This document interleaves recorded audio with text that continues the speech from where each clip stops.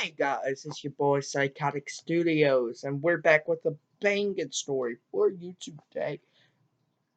Today we're going to be talking about bullies. If you ever had a bully, hit that like button. Even if you didn't have a bully ever, hit that like button. So, throughout my whole life, I had my share of bullies. I know I did. But we're going to be talking about one specific case back in 7th grade. So, I was starting at a new middle school in 7th grade, and I'm like, I'm gonna just stick to myself, try to avoid any drama, right? Well, few months in, I saw this group of 5 people sitting there and bullying people. I'm like, that's not right. So I'm thinking, how can I help them? I know I can't fight them because I'm going to lose easy. So, how can I help them without fighting the five people? So I'm thinking and thinking and thinking and thinking. Then it comes to me. I could go and make myself the target. So they're bullying me and nobody else. And everybody else will be fine, right? So I started doing that. I started doing anything I can to get their attention onto me. So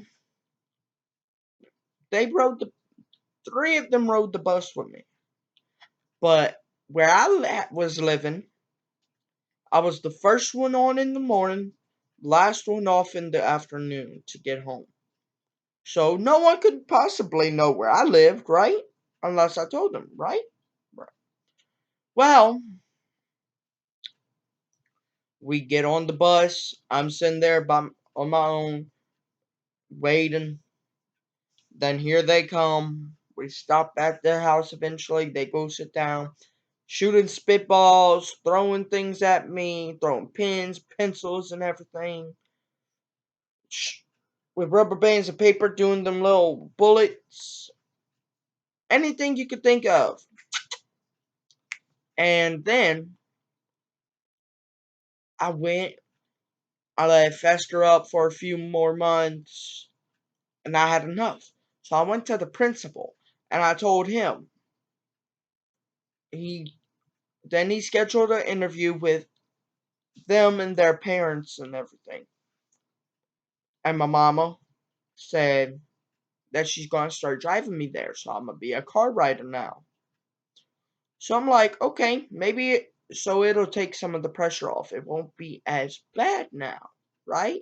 No. So where I was going, you get off here for the car riders and the buses. The buses stop, they unload, then the cars, once the buses take off, the cars go off the street and go into the driveway, into the little roundabout to go and drop their kids off. So, and the kids aren't allowed, the ones that came off the buses are not allowed to go to the cars, right? So, I'm sitting there in my car and I'm going slowly up, stop, go up and stop. And every time I could see them closer and closer, burning a hole in my face like if looks could kill, I'd be dead. That's how mean they would look at me. So, I'd sit there. Eventually, I got there, so I'd take as slow as I could to get out the car. Once I got out, I'm just ignoring them and going. And they follow me around the whole day. Each 5 of them shared one class with me throughout the day. 2 of them shared lunch period with me. So I had 3 classes all to myself, which were 8th, 6th, and 7th. And each day I couldn't wait for those last 3 hours of the day. So I'm sitting here, get there first, get there. One day I'm in first class, first through fourth. I'm sitting here dealing with them, and I had second lunch. So then I go through fifth, still dealing with the other one. Then here comes lunch. Well, the two that shared lunch with me, let's name them Jason and Todd. Jason and Todd, those really didn't like me. So they walked up to me, they dragged me around back behind the dumpster, and they start wailing on me and jumping me. And I tried my best to defend myself, but I was a little skinny kid. And these are people like me, big and burly and strong. So I'm like, tried my best to stand my ground, but yeah. So I'm sitting here. I have to deal with that almost every day. But this day, they sat there, picked me up, and threw me in the dumpster, and I had to hurry up and try to get out. Because it was trash day, and I knew the trash truck was coming. I'm like, oh, crap.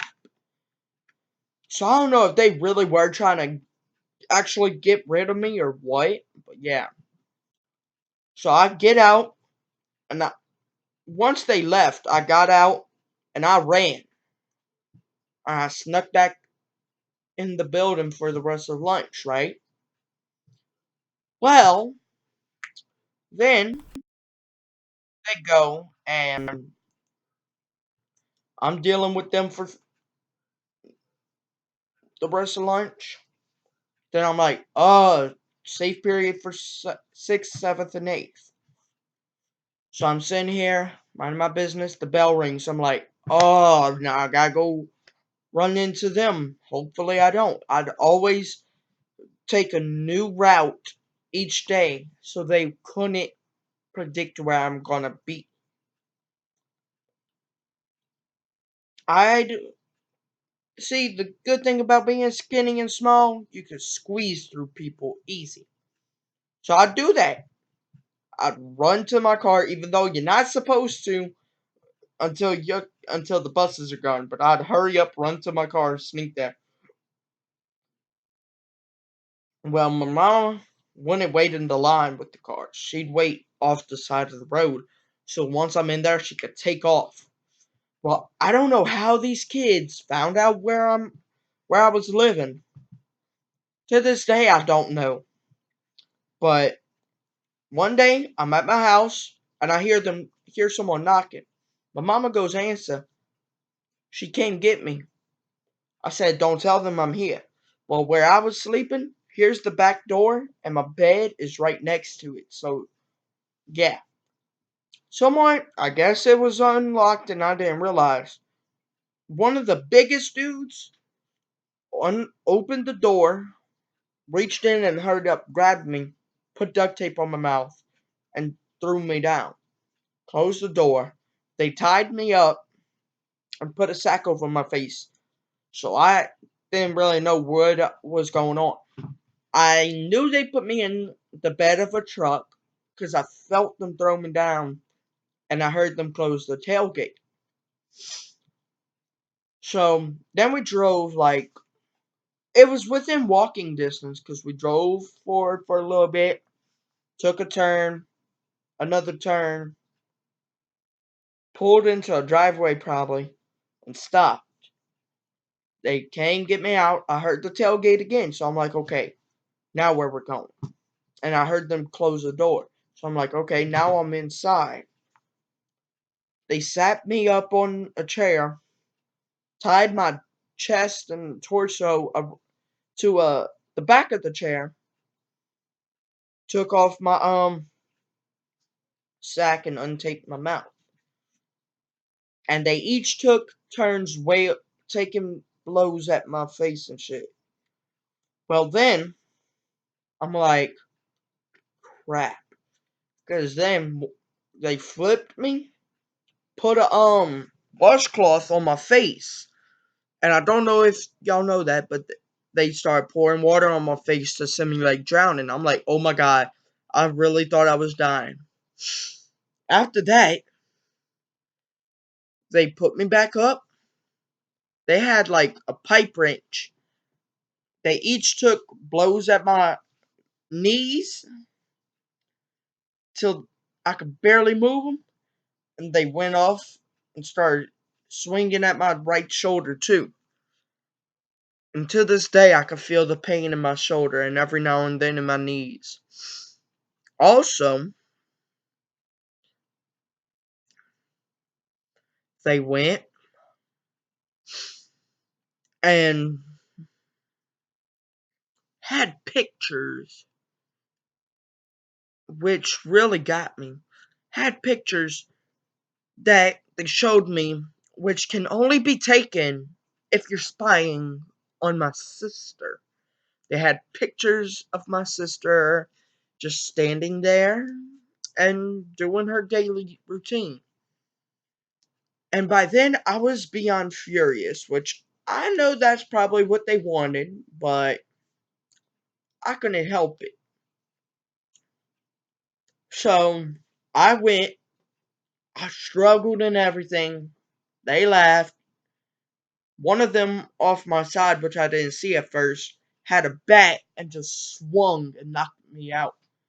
Almost knocked me out. I never did get knocked out, but it was like I was knocked out. I was just sitting there, but I was conscious.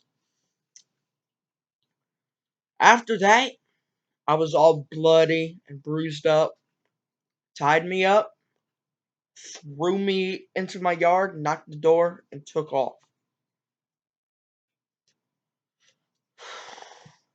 To this, I never identified them because I was afraid something worse was going to happen.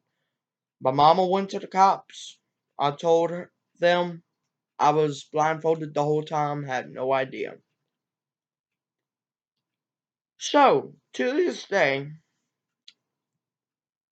I make sure only certain people I know I could trust know where I live and everything. So, that pretty much wraps it up. If y'all like this video, please make sure to hit that like button and hit the subscribe button too for me. I would love that so much. And I got a special guest for y'all. She got mad at me. I didn't show her to y'all last video.